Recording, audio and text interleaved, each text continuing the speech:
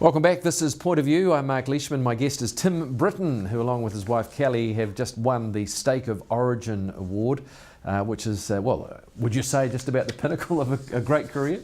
Oh, it's a highlight for sure, yes. Yeah. What do you think it means in terms of the future of Storth Oaks and, I guess, the Angus breed? Well, I think it gives confidence for people with Angus that it's producing what consumers want, because Angus is regularly winning the Steak of Origin. For Storth Oaks, I think it gives our customers assurance that we're going in the right direction. It's interesting, even since we've won, 10 days ago, we've had inquiries for semen and things like that. So, and a lot of our customers have rung up and congratulated us and said, we're on the right path. So that's reassuring for sure. Yeah. Have many rung up and said, could I have a steak or two? What happens to it? A lot of people ask that. I've had from some of my barbecue colleagues, they sort of said, can I get the brisket out of that beast? Yeah. But what happens with beef and lamb, setting up the competition, is that just the strip loins are taken out and sent to Carney Technologies for testing. Yeah. The rest of the body goes through the processor in the normal manner into the various markets that they might have for that. Now, you're just back from 5 weeks in the UK now, the World Angus Forum. Just tell us about the Angus breed as such. I mean, it's a global, very well-known breed, isn't it? Extremely well-known breed. It's founded, of course, in Scotland, so this was welcome home, as they called their forum this year, because that's where the breed started. And came to our shores 153 years ago. Mm. But the World Angus Forum is held every 4 years. The last one actually was here in New Zealand in 2013, which we hosted in Rotorua, which was a very successful event. So it was good to catch up with friends in Scotland and to see the farming systems and the way they farm their Angus cattle up there and the type of cattle they're producing. So your brand is AngusPure. There are a number of brands within New Zealand that do specialise in Angus, and then of course there are global brands. So I know you export. You talked in the previous part about US is one place that you send stuff to. Why does our Angus any different to the Angus that comes from the US perhaps, or from Europe, Scotland? Well, if we just look first at the Angus cattle we saw in Scotland and England, they were huge. They were enormous cattle. Certainly cattle that I would think couldn't work here in New Zealand just from their physical size. And why so? Is it? Well, they've bred really to compete with the European breeds in Europe. They've been driven by the carcass grading system there, which is based on the European standard. It's all about weight and yield. Little reference to quality. I spoke to the guy from Scott Beef, and really they weren't too interested in the quality aspects. So they want to get more out of each beast, effectively. Yeah, that's right. More. Their main criteria was to verify the parentage that the animal was Angus. Marks and Spencer appeared to be going in a different direction, and they were sort of more focused on the quality end and trying to introduce that. But the cattle that are farmed in the US, as an example, where we do bring a lot of genetics into our herd from, but the way they finish their animals are all on feedlots, and so that's where New Zealand Angus has a point of difference. It's a grass-fed product, which is becoming more popular for the health attributes and those sort of things. I've heard suggested that some in America have said, I didn't realise that cows and cattle eat grass, because they're so used to being on grains, etc. Yeah, well, that's a disconnect, I guess, from an urban, and that same thing happens in New Zealand. There's a growing divide, I think, between rural and urban, which is a shame, and something the rural industry really has to address. Yeah. But because in the US, a lot of the cattle still are on grass, it's just they're finished in feedlots and grain diets. Yeah. Did you get the opportunity to try the Scottish beef or the British beef and the American beef, and was there a definite difference in taste and flavour from what you were used to? Well, the British beef is grass finished like ours, but it just, in my opinion, and it's only a very small sampling of 5 weeks, we didn't really have anything that we found very good.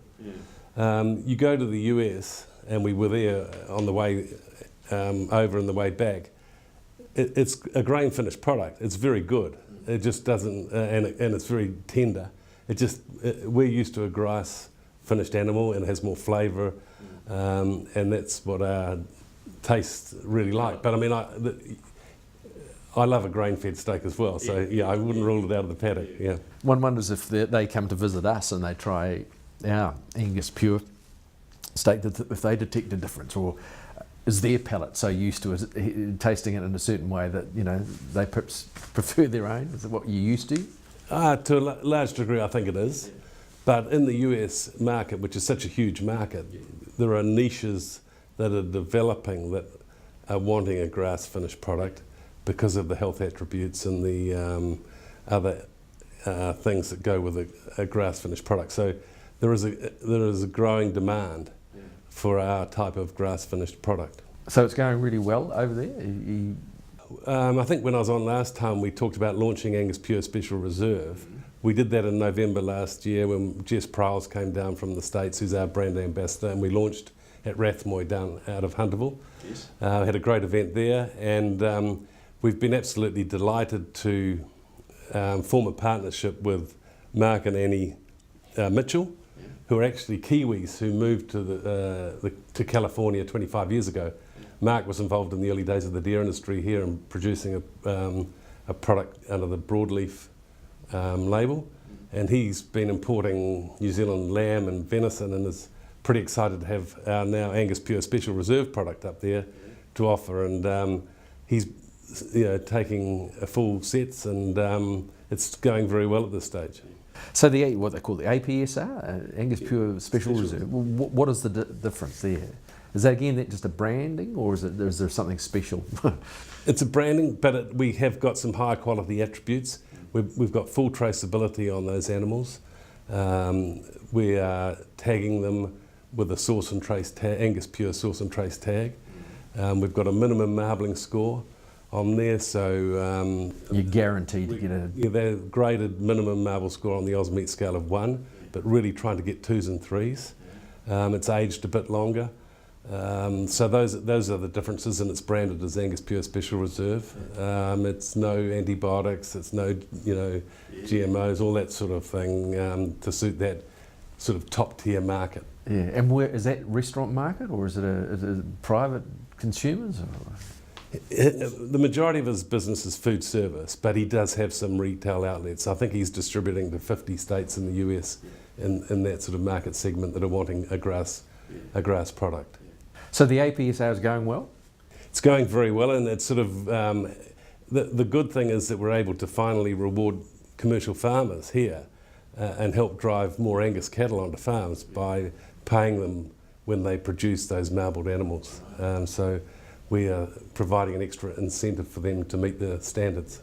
Can I ask, how do you actually provide that extra marbling? I mean, it was solely genetics, or is it some of what they're eating? I mean, they're only eating grass, presumably, but how do you do it without giving trade secrets away, I guess? Well, the Angus breed is predisposed to marble for a start, but genetics has an important component, and you can select animals on those genetics to build on other animals that have those genetics already.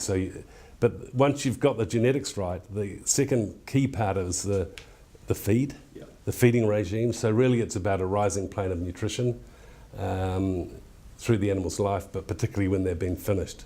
They're well fed and well looked after, and that way the animal will express that marbling. Now I understand you were given a special job up there at the forum, or joining the Secretariat or something, is that right?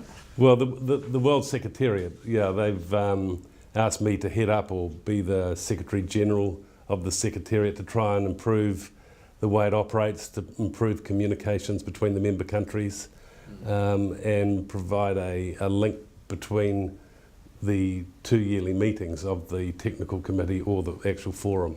Oh, well done. So that's good. You're honoured to do that? Oh, yes. No, it's exciting. It's the first time somebody's had that role. Yeah. So I guess I'll be charting the What does it mean? What do you have to do? You have to... We'll really coordinate with the 25 or 6 member countries of the Secretariat, help them feed information between each others, registries, making sure that all the country registries have animal transfer systems in place when genetics are shifted from country to country, help manage the actual meetings.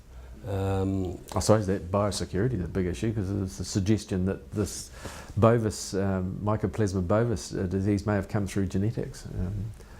Yeah, well, biosecurity is a huge issue for the whole agricultural industry, of course, but this is really more around the purity of the breed. Right, yeah. Breed societies tend to be very stringent on maintaining those genetic bases, and that's sort of even become more pointy, I guess, with DNA technologies that can really prove that the parentage is what it is.